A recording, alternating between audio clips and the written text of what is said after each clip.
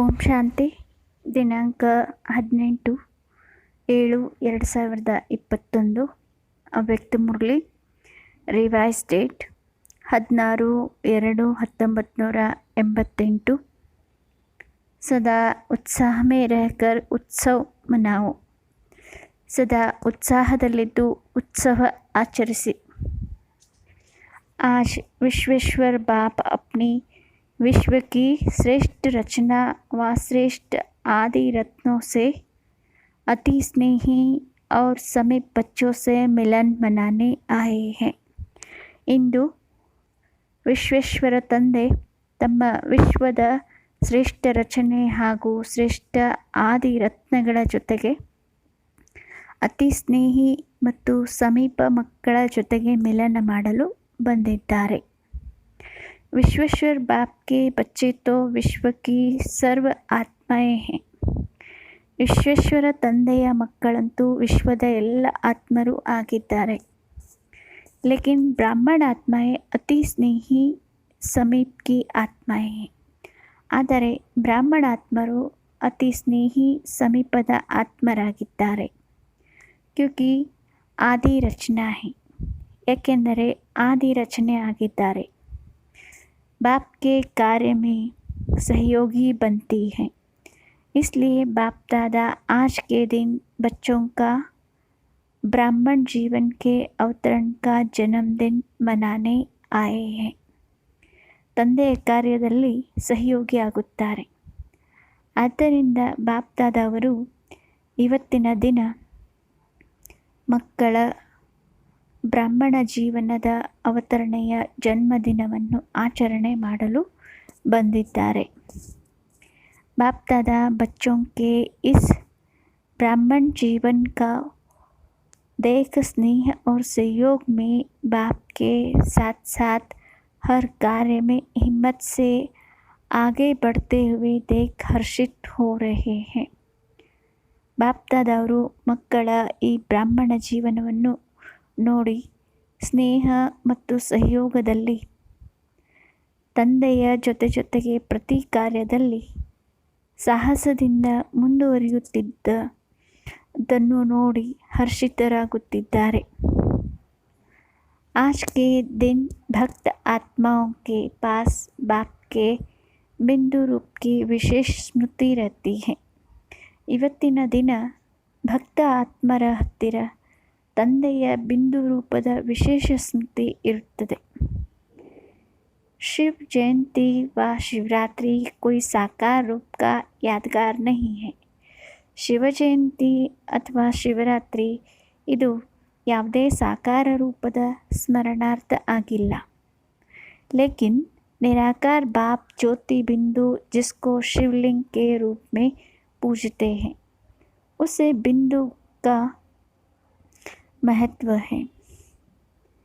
ಆದರೆ ನಿರಾಕಾರ ತಂದೆ ಜ್ಯೋತಿಬಿಂದು ರೂಪದಲ್ಲಿ ಶಿವಲಿಂಗದ ರೂಪದಲ್ಲಿ ಪೂಜಿಸಲ್ಪಡುತ್ತಾರೆ. ಆ ಬಿಂದುವಿನ ಮಹತ್ವ ಆಗಿದೆ. आप सभी के दिल में भी बाप के बिंदु रूप की स्मृति सदा रहती है. ತಾವು ಮಕ್ಕಳ ಹೃದಯದಲ್ಲಿಯೂ ಸಹ ತಂದೆಯ ಬಿಂದು ರೂಪ ಸದಾ ಸ್ಮೃತಿಯಲ್ಲಿರುತ್ತದೆ. बिंदु जितना ही सूक्ष्म है उतना ही शक्तिशाली है. बिंदु ಎಷ್ಟು ಸೂಕ್ಷ್ಮ ಆಗಿದೆ ಅಷ್ಟೇ ಶಕ್ತಿಶಾಲಿ ಆಗಿದೆ. इसलिए बिंदु बाप को ही शक्तियों के गुणों के ज्ञान के सिंधु कहा जाता है. ಆದ್ದರಿಂದ ಬಿಂದು ತಂದೆಗೆ ಶಕ್ತಿಗಳ ಗುಣಗಳ ಜ್ಞಾನಗಳ ಸಿಂಧು ಎಂದು ಹೇಳಲಾಗುತ್ತದೆ. आज सभी बच्चों के दिल में जन्मदिन की विशेष उत्साह की लहर बाप दादा के पास अमृत वेले से पहुँच रही है. ಇಂದು ಎಲ್ಲ ಮಕ್ಕಳ ಹೃದಯದಲ್ಲಿ ಜನ್ಮದಿನದ ವಿಶೇಷ ಉತ್ಸಾಹದ ಅಲೆ ಬಾಪ್ ದಾದಾ ಅವರ ಹತ್ತಿರ ಅಮೃತ ವೇಳೆಯಿಂದಲೇ ತಲುಪುತ್ತಿದೆ. जैसे आप बच्चों ने विशेष सेवा अथवा स्नेह स्वरूपन बाप का झंडा लहराया है. ಹೇಗೆ ತಾವು ಮಕ್ಕಳು ವಿಶೇಷವಾಗಿ ಸೇವೆಗಾಗಿ ಮತ್ತು ಸ್ನೇಹದ ಸ್ವರೂಪರಾಗಿ ತಂದೆಯ झंडा हारसिद्धिरी। बाप दादा ने अपने दिल में सभी बच्चों की विशेषताओं को स्नेह का झंडा लहराया। बाप दादा ಅವರು ತಮ್ಮ ಹೃದಯದಲ್ಲಿ ಎಲ್ಲ ಮಕ್ಕಳ ವಿಶೇಷತೆಗಳನ್ನು ನೋಡಿ ಸ್ನೇಹದ झंडा हारसिದ್ದಾರೆ। हर एक बच्चे के ऊपर अविनाशी भाव, अमर भाव, अचल अडोल भाव, इन वरदानों की वर्षा होती है।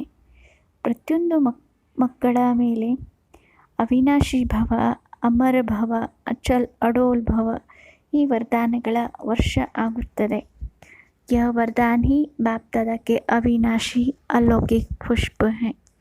ಈ ವರದಾನವೇ ಬಾಪ್ ದಾದಾ ಅವರ ಅಲೌಕಿಕ ಅವಿನಾಶಿ ಪುಷ್ಪವಾಗಿದೆ। आज के दिन बाप दादा विशेष स्लोगन दे रहे हैं।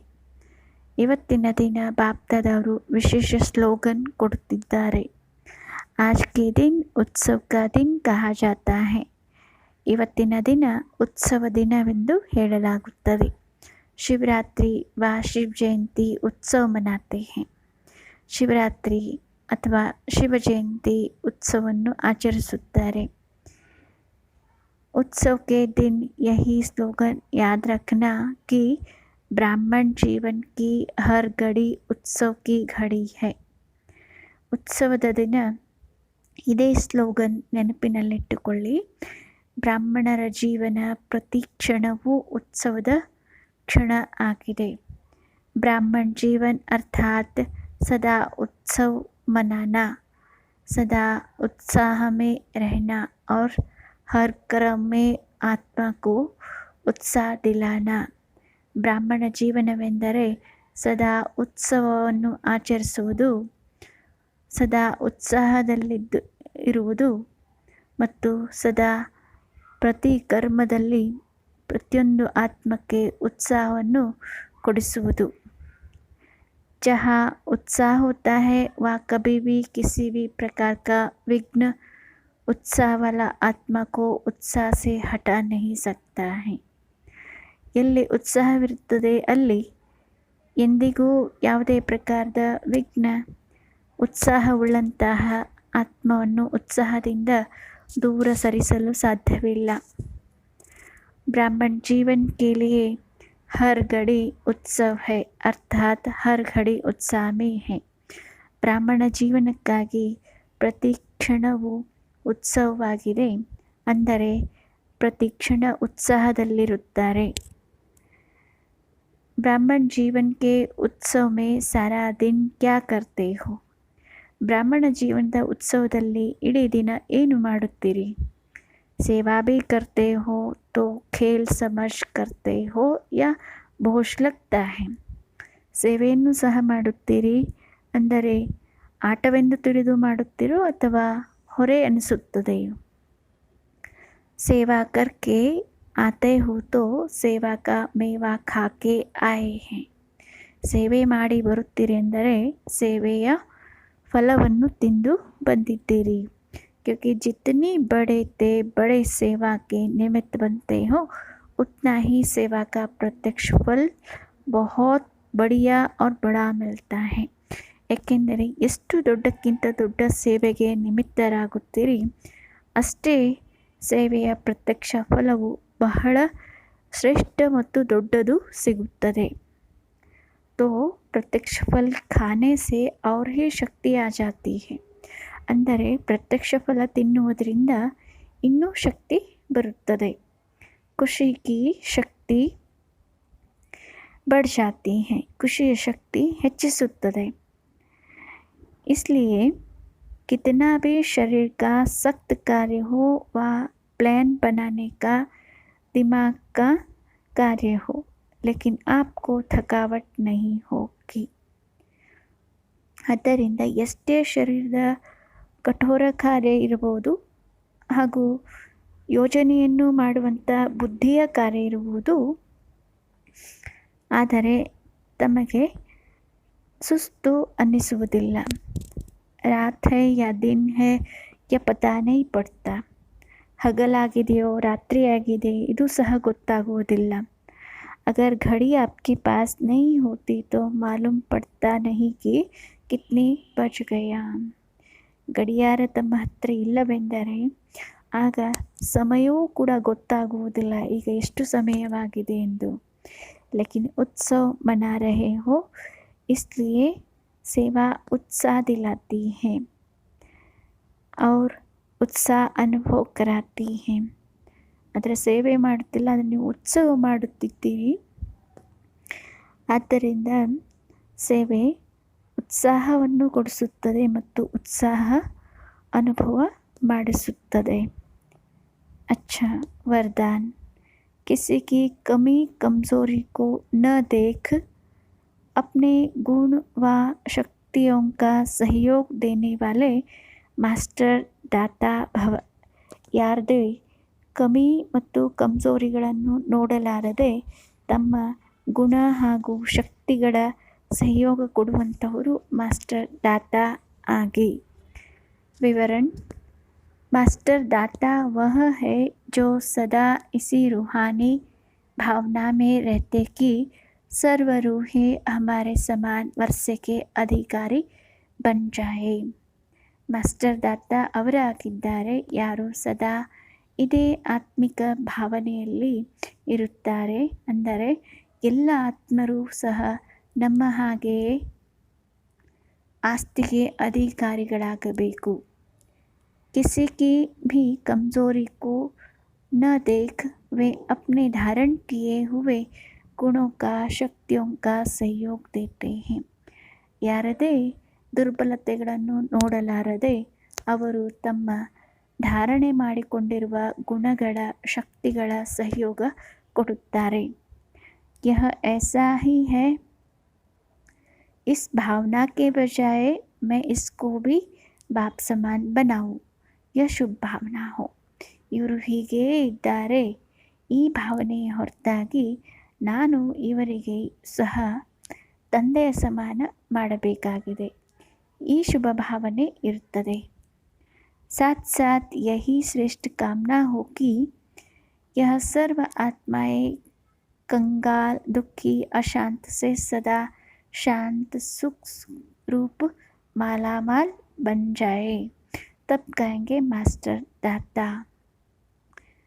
ಜೊತೆಗೆ ಇದೇ ಶ್ರೇಷ್ಠ ಕಾಮನೆ ಇರಬೇಕು. ಈ ಎಲ್ಲ ಆತ್ಮರು ಕಂಗಾಲರಿಂದ ದುಃಖಿ ಅಶಾಂತರಿಂದ ಸದಾ ಶಾಂತ ಸುಖರೂಪ ಸಂಪನ್ನರಾಗಬೇಕು. ಆಗ ಹೇಳಲಾಗುತ್ತದೆ ಮಾಸ್ಟರ್ ದಾತಾ ಎಂದು. ಸ್ಲೋಗನ್.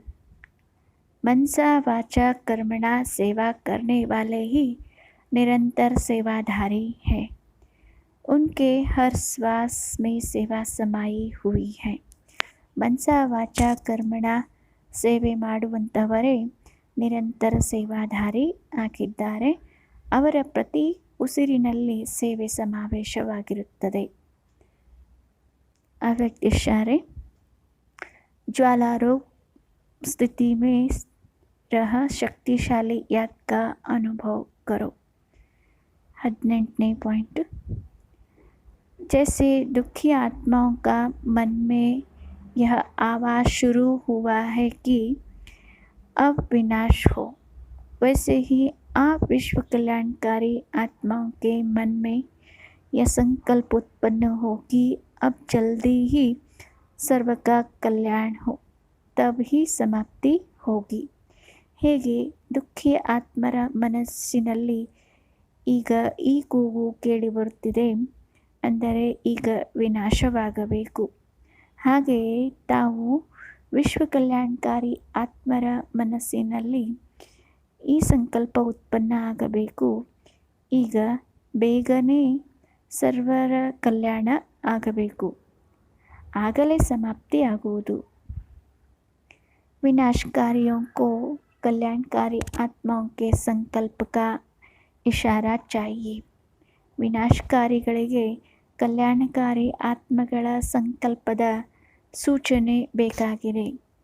इसलिए अपने एवर रेडी बनने के पावरफुल संकल्प से ज्वाला रूप योग द्वारा विनाश ज्वाला को तेज करो.